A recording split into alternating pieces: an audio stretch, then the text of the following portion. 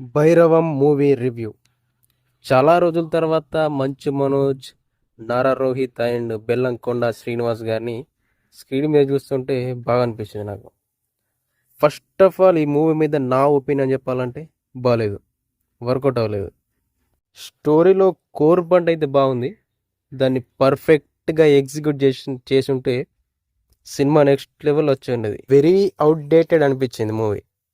మంచు మనోజ్ గారి యాక్టింగ్ బాగుంది, కానీ డైలాగ్ డెలివరీ ప్రతి దానికి అరుస్తున్నట్టు మాట్లాడతాడు.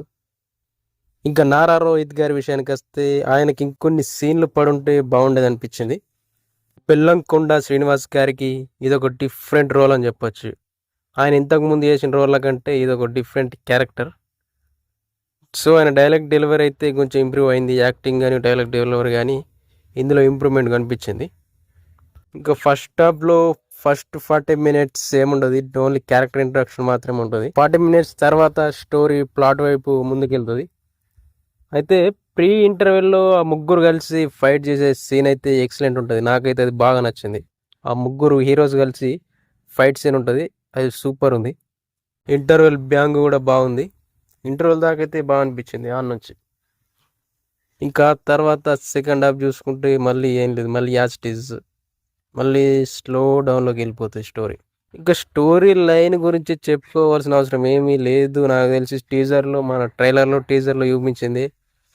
ఆల్రెడీ మనం ఇంతకుముందు ఎన్నో సినిమాల్లో చూసిందే. బట్ కోర్ పాయింట్ అయితే బాగుంది, దాన్ని కరెక్ట్ ఎగ్జిక్యూట్ చేసిన వాటికి సినిమా బాగా వర్కౌట్ అయి ఉండేది. మ్యూజిక్ బాగుంది, బీజిఎమ్స్ బాగా అనిపించినాయి, సీన్స్కి కరెక్ట్గా సెట్ అయింది. అక్క మధ్యలో వచ్చిన ఐటమ్ సాంగ్ అది ఎందుకు వచ్చింది అబ్బా ఈ టైంలో అనిపించింది. ఇంకా హీరోయిన్ సీన్లు అవన్నీ బొక్కనే, టైం వేస్ట్, స్టోరీకి సెట్ అయ్యేటి కానీ వస్తలే. ఇంకా ఓవరాల్గా చెప్పాలంటే వన్ టైం వాచబుల్ మూవీ. ఇక మరీ వరస్ట్ మూవీ అని చెప్పలేం, కానీ పర్లేదు, చూసేయండి.